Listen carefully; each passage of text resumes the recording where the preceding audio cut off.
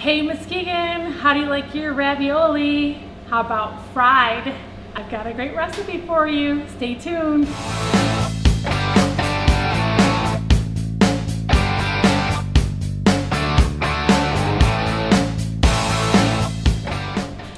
Today we're going to make a homemade ravioli and we're going to use our own pasta. I've made this ahead, but I'll tell you what I used. I had in here 1 cup of semolina flour. If you're not familiar with semolina, it is, you can see it's like this yellow flour. It has kind of like a beach sand consistency, and you can make pasta entirely with semolina flour. In fact, on the back of the semolina package, they have pasta recipes using all semolina. But I think it's easier to work with the pasta dough if I use 2 cups of all-purpose flour and 1 cup of semolina flour. Along with that, I add in 1 tablespoon of extra virgin olive oil, a pinch of salt, and then a 6-ounce can of tomato paste. What I do is I'll just mix this up, and I will wrap this in plastic wrap once it comes into a nice ball. And I'll put this in the refrigerator, typically for a half an hour or longer before I work with it. I'm going to utilize my KitchenAid roller here and make this a lot easier. Otherwise, we'll be working out the arm muscles if we were using a rolling pin. Now, the secret to good pasta for rolling it is you wanna have patience.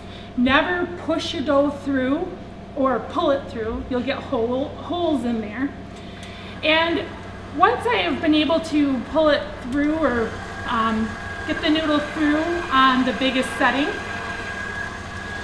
what I'll do to make sure that I've got that gluten work is I will fold this into 3, send it through again the opposite way that I had it sent before, and I will keep working this until I get no more holes in my pasta or in the dough. And it works just like that. I'm going to keep moving these numbers up. I'll go up to number 4. And the higher you go, the thinner your noodle is. So this is looking good. We don't have any holes. What I'm going to do is I'm going to leave these in the sheets like this, and we're going to make the ravioli. And for the filling, I've used Greek yogurt, I've used feta cheese, some Parmesan cheese, and I've also used some herbs and spices. I've got in there oregano and parsley and garlic. And then of course I added some eggs as well. All right. We have a nice sheet of the tomato pasta going here. Shut the machine off, and we're going to make some ravioli from this. And what I'll do is I'll put a little bit of flour on my table. I don't want a lot of flour, just enough to keep the dough from sticking. And I also want it to be workable. So I'll just cut this in half. And then all this filling that I've made, I'm going to put little measured amounts, not really, just some small amounts of this filling. This is just a cheese filling. If you want to do like a meat filling, brown up some hamburger, add some like tomato sauce, and maybe some eggs if you want to help that to stick together, and some cheese. And you can have then, you know, a beef-filled ravioli. What we're going to do now is I'm going to use some egg wash to seal this. So I'm just going to make like a egg wash frame around our little cheese here.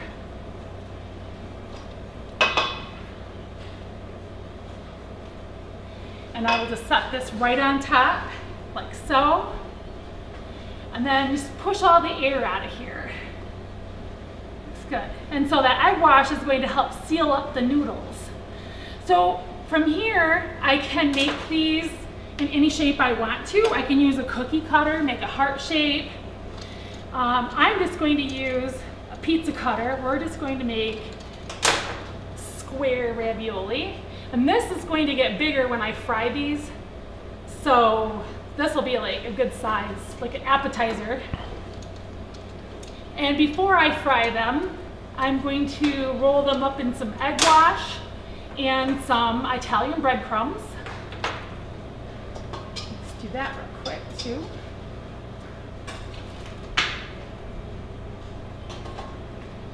I have some hot oil behind me.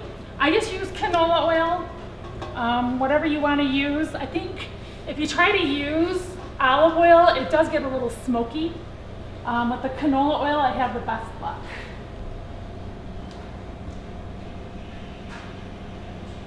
Just drop that in, and we'll let that fry up just a minute or two. We'll flip these over. Whoops. That one doesn't want to cooperate. There we go. See, they're getting nice and toasty. I have a paper towel here because we do want to drain the excess grease off before we serve it. And you can see, you know, we've got a nice orange colored ravioli here. It's looking good and toasted. I'm giving it like 2 more seconds and we'll pull this out. It will continue to cook after you pull it out of the hot grease. So I get it just before it gets, it looks like it's really brown. So yep, that's looking good. I'm gonna just set that here. Let that drain the grease off. And same with this one. Once these have drained, we get all that excess grease off from here. We can put these on a plate. Yum. Set that right there. And we're going to put on, I have a homemade, it's a roasted tomato marinara sauce. It's pretty thick. I'll set this right across there. And actually you can eat these just as they are. You don't have to have a sauce, but I think the sauce makes it a little bit better. I'm going to top it with some Parmesan cheese. Then we're going to use some chiffonade basil. And there we go. We've got our fried ravioli. Voila.